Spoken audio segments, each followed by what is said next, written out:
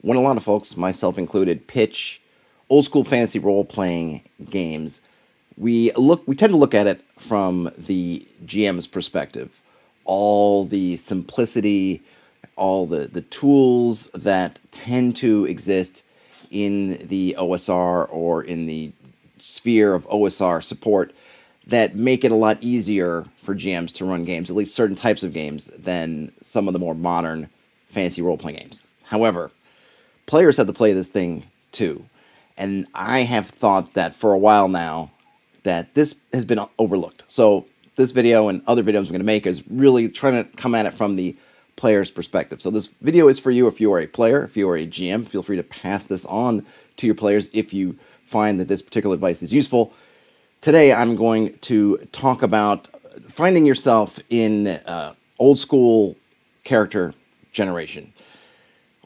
I know if you're coming from something like 5th edition or another modern fantasy role-playing game, or really just role-playing in general, character generation is quite a large subsystem or almost game within the game in terms of the amount of effort you put into it, in terms of the amount of skill you could potentially bring to bear. There's a lot of crafting, finding details, optimizing, moving these things up, moving these things down to get this perfect character you want to play.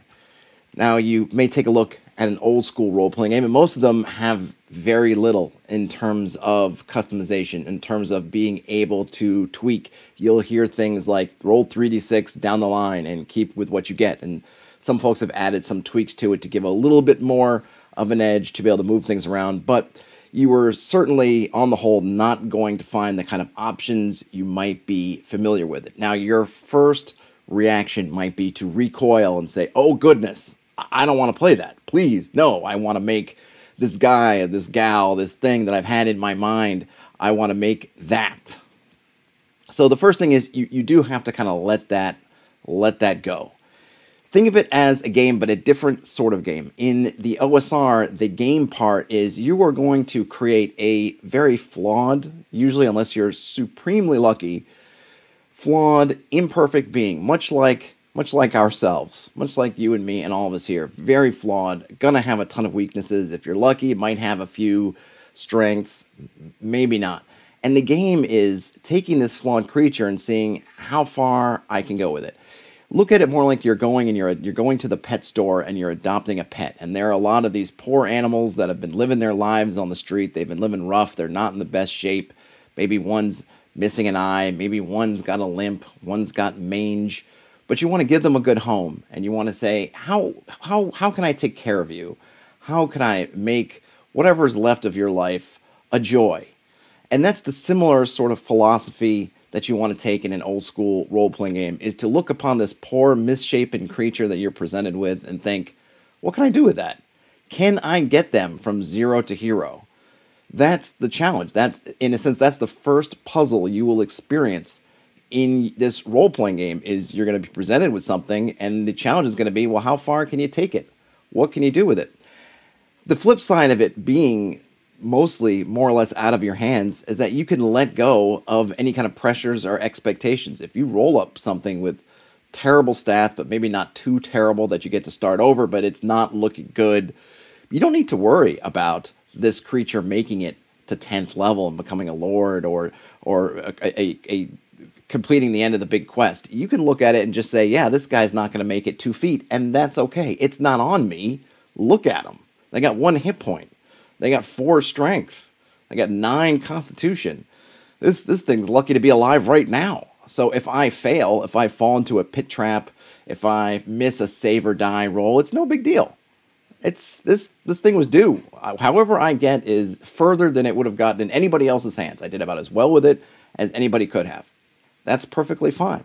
Ultimately, as you play through some of these creatures and they begin to survive and they begin to get levels, you will find yourself in them. Maybe not you yourself, but you will find a character that will emerge in their triumphs over adversity. When you've taken this character that seemed to be just waiting to die and suddenly they're 3rd or 4th level, there's this pride there. There's a sense of investment, and that's what you need to embrace. It may not be the character that you wanted, but it's the character you deserved. I don't know about that, but you will find that just like when you adopt a pet, you will find that despite all its flaws and weaknesses, it does become something that you're intensely connected to. And you build up that connection over time. This is why we tend not to worry too much about backstories. We tend not to worry too much about all these past histories and really too far in terms of what these characters want, because at the beginning of the game, frankly, they are a bit disposable. Much like when you read of people who just go and disappear and maybe a few family members wonder who they are, but then the world continues on as if nothing's happened. So with these characters, many of them will wander into dangerous places and not return. But because it's not the child of your dreams and your fantasies, I think it's okay to let them go. And you will let them go. It will happen. Now, sometimes you will get attached and you will still have to let them go. We'll deal with that in a different video. But the concept here is to just embrace the idea that you are adopting some kind of character that's already partly shaped, and you get to finish shaping it. And you get to determine how they are. And you get to think about how this DNA that you have in terms of their attributes, how do they play into making this creature the way it is?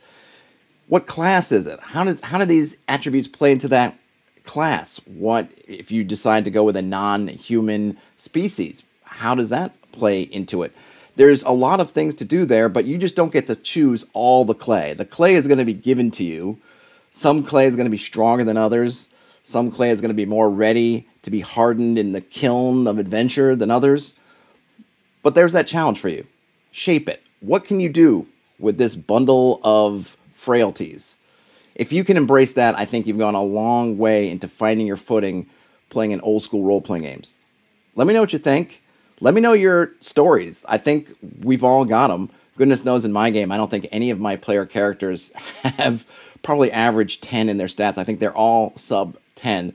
But they've been surviving. You may find you can too, and have a good time doing it. I hope this helps you. There will be more to come. Game on. Talk to you later.